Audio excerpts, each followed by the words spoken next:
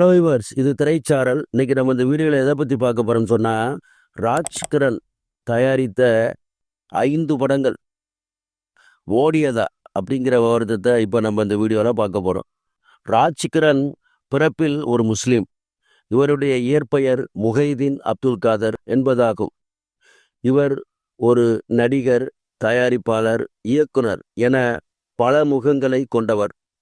இப்பொழுது ராஜ்கிரண் தயாரித்த தமிழ் படங்களை பார்ப்போம்.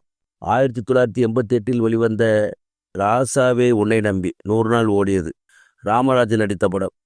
அடுத்து 1989 என்ன பெத்த ராசா 100 நாள் ஓடியது, ராமராஜன் நடித்த படம். அடுத்து 1991 என் ராசாவின் மனசிலே 175 நாள் ஓடியது, ராஜ்கிரண் மீனா நடித்த படம்.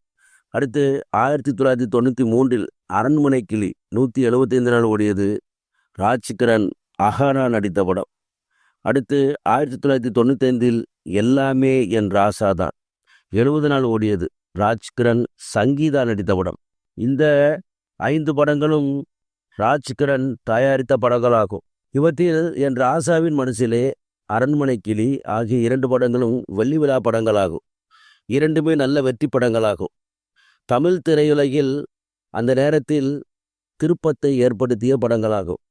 என் ராசாவின் மனசிலே படத்தை கஸ்தூரி ராஜாவும், அரண்மனை கிளி படத்தை ராஜ்கிரணும் இயக்கியிருந்தார்கள். இதன் பின் ராஜ்கிரண் பல படங்களில் நன்றாக நடிக்க ஆரம்பித்து விட்டார். ராஜ்கிரனின் சொந்த ஊர் ராமநாதபுரம் மாவட்டம் கீழக்கரையாகும். என் ராசாவின் மனசிலே படத்தில் நகைச்சுவை நடிகர் வடிவேலுவை அறிமுகப்படுத்தியிருந்தார் ராஜ்கிரண்.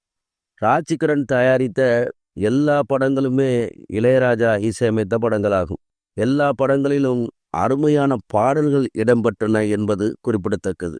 சரி விவர்ஸ், இந்த கடலுடன் முடிகிறது. அடுத்து ஒரு நல்ல கடலை சந்திக்கிறேன். நன்றி.